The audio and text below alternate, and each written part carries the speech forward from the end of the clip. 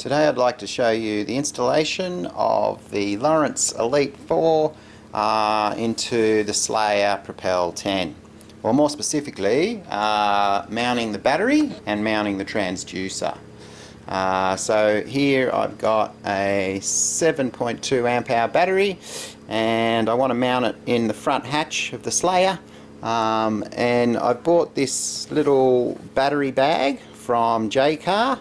It was only 20 bucks, but yeah, this one fits about a 7.2 amp hour battery in there perfectly. So it's got a little zip on it. It's even got little place to run the wires through. So it's just perfect because I'll be able to put this strap around the inside. There's a bit of a framework in there, and I'll be able to strap the battery down and yeah, run the cables straight down to the battery. So yeah, here we go. Alrighty, so as you can see inside the front hatch there, I've installed the battery, alright, in that little J-Car mount. So I've just tied the strapping around the back of that bit of structure, whatever it is, in the moulding inside. And as you can see, yeah, it's sitting there. It's not going to move much at all, and it's all wired up. So it's wired into the back of the Lowrance. The power's on, it's up and running. She's good to go. And the other thing you can see is that I've chosen Railblazer mounting system to mount the Lowrance. Yeah, really versatile system. You know, can hold sounders or rod holders or all sorts of things. You just can unclip it like that from the little star port there, and yeah, you can even put in, you know, things like camera booms, you know, whatever you need. So it's a really good system. Alright, now for the transducer. So what I've done with the transducer, I've just taped it to a little bit of, well, taped it to my tape measure, okay, because what I want to do is mount the transducer down the back. So I've run that tape measure all the way back here, and yeah, because I actually want to pull the transducer through and mount it at the back here inside the hull. I reckon inside the hull is going to be the best way to go. You know, I know Railblazer, they do some arms that hang off the side, and you can mount your transducer to there, but I figure if I can get it inside and get a good reading, then there's going to be no obstruction. It's not going to get in the way at all. So let's see how we go. Here we go. I've pulled my tape measure through,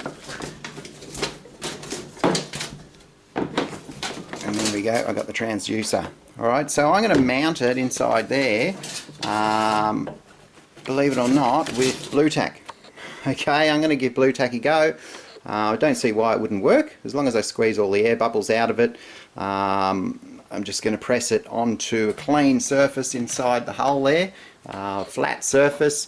I'm going to use a little bit of something to clean the hull first. A bit of shellite should do the trick, and just to make sure I get a good stick. And I'm going to make sure I wash my hands really well, because BlueTac doesn't work if you've got dirty hands. And yeah, it should, we'll see how we go anyway.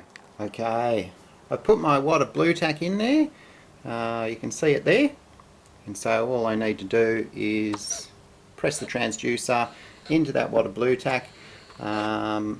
What I've also done is I've made up this little bit of wire, and I'm just going to, just to keep the transducer wire in place, I'm just going to push that into the foam block just to pin it to the wall, so the cable isn't pulling on the transducer, so it doesn't come unstuck from the BlueTac. And there you have it. I've just pushed the transducer onto the BlueTac there, making sure there's no air bubbles or gaps or anything. It's stuck pretty good, and there's a little bit of wire there, which pinned the cable onto the side. So all I need to do now is go up to the front and tie off the mess. Yeah, I'll just tie all that up with a little tie there, just to make it nice and neat. There you go, the cable's tied nicely in place, and as is the battery, and it's ready to go. So the thing I like about this system is you can just unzip the top there and take the battery out for recharging whenever it goes flat. So it's really simple, and then you can pop it back in again.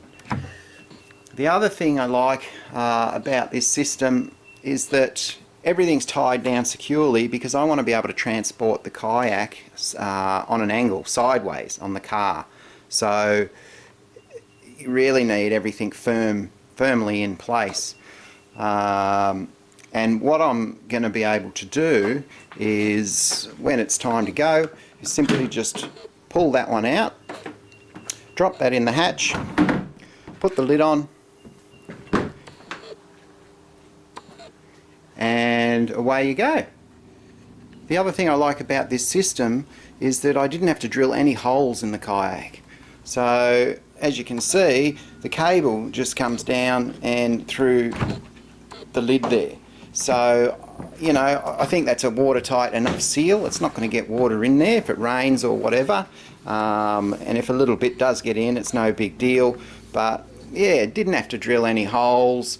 It's just no fuss, you know. I like easy. So that was definitely easy. So now we're going to give it a test run out on the water, see how it all goes. So in my case, I do need to mount the kayaks on their side. So I do hope that the batteries and the transducers are mounted securely enough. So I guess we're going to find out. We'll go for a drive.